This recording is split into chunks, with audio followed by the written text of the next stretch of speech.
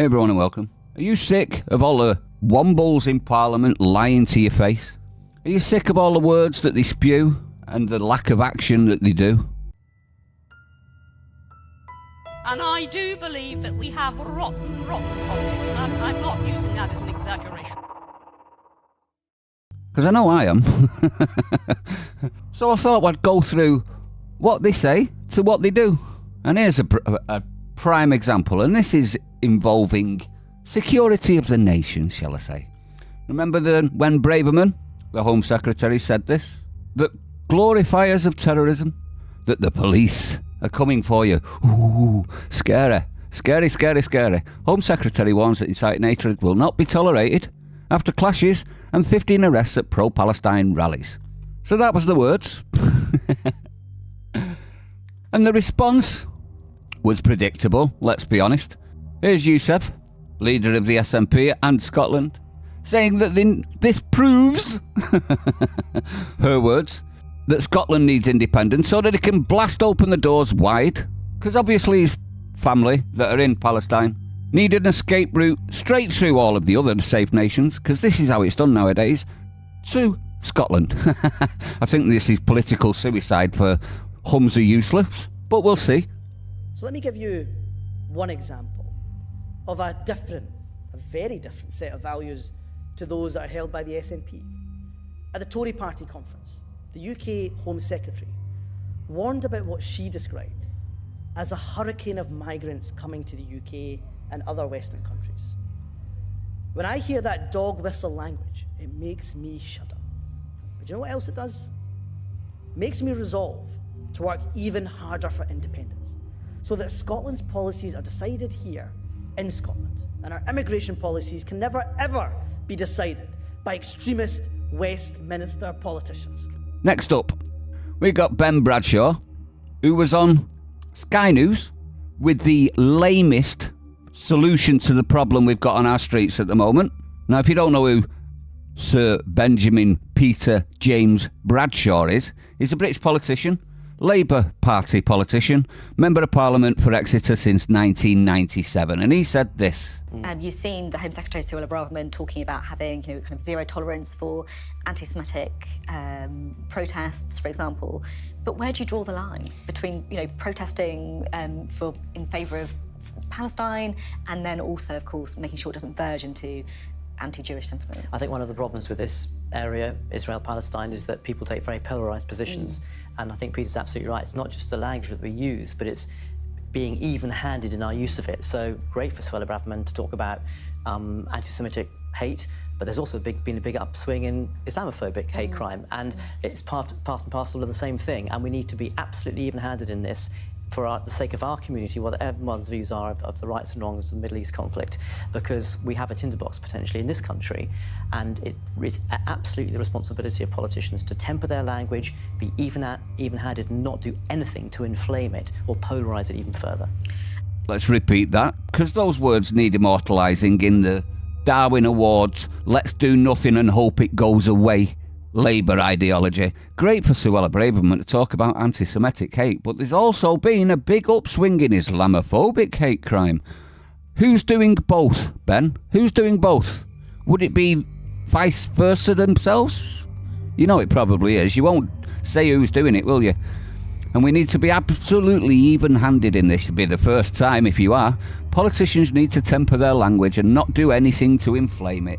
So in other words, if we all stick our heads in the sand, everyone, while our nation and cities burn to the ground, hopefully they'll just get over it. Absolutely ridiculous, that one, isn't it? Now, obviously, there are some even better takes out of all of this. First up being the ADL, the Anti-Defamation League. They said, 1 week after Hamas's brutal terror attacks in Israel, white supremacists, who were ready for this, continue to rally against Israel and the Jewish community, gathering in cities nationwide to promote their racist, anti-Semitic propaganda. White supremacists are the ones that are doing it all, everyone. Now, obviously, the Community Post has jumped on this and give them a verbal dry slap. And they said, in the US and I say in the EU, the great, even overwhelming majority of demonstrations and riots that are anti-Jewish and pro-Hamas are by Muslim and or extreme left-wing groups, not by white supremacists, nor any other group. So they got a backslap for it. Absolutely ridiculous take, isn't it? And then you've got an ex-Met Police terror cop, no less. This is the gentleman here. Upstanding citizen. Obviously doesn't know what his job was all about. You ready for this? He said Suella Braverman's words were a disgrace and weren't helpful over the fight against right-wing extremism. Yep, another one trying to deflect it to right-wing.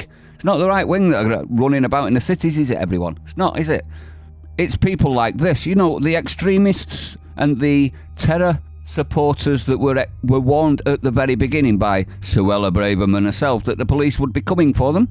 People like this. That's an ISIS flag, by the way. Both of them are ISIS flags, by the way. And then you've got this. Now, before you watch this video, think to yourself, Kevin and Perry go large. This is the Islamic version.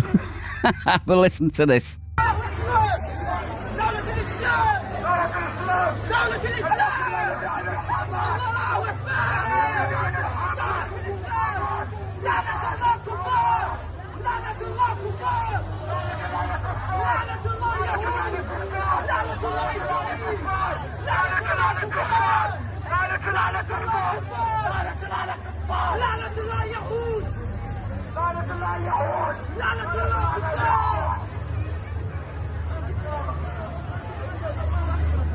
You alright, Perry?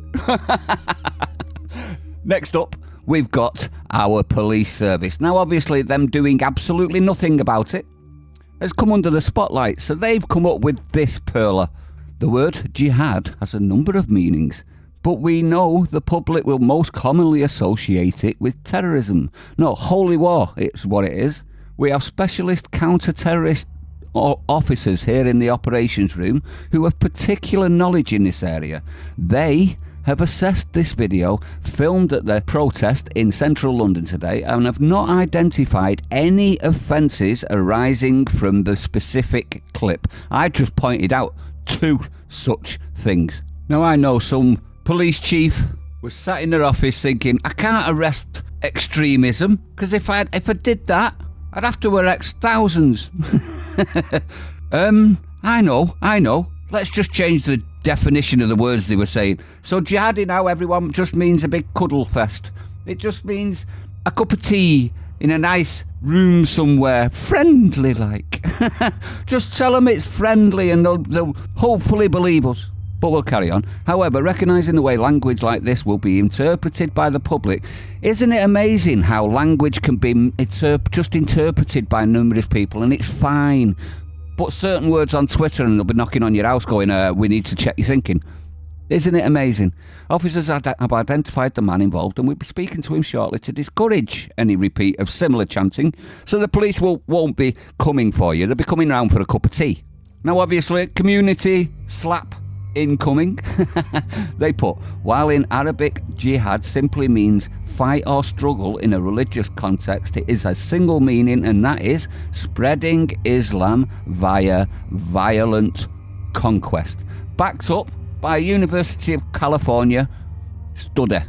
So they've been dry slaps as well. Now, you're probably wondering, what are normal people thinking about this? Well, it seems that more and more people are actually turning against open borders, turning against mass migration, as more than half of Britons have backed Braverman and her claim that migrant crossings are an invasion, and that political correctness has enabled it to get worse and worse and worse, and the troubles that come with it to get worse and worse and worse, till the extent where we're in today.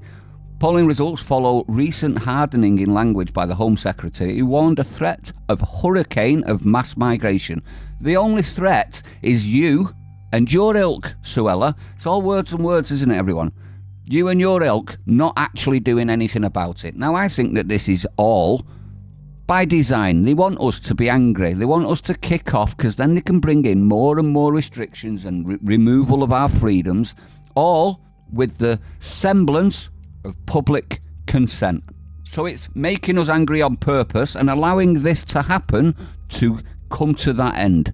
If you think I'm wrong, I'd like to know your opinion in the comments, everyone. Stay sane. I'll see you on the next one.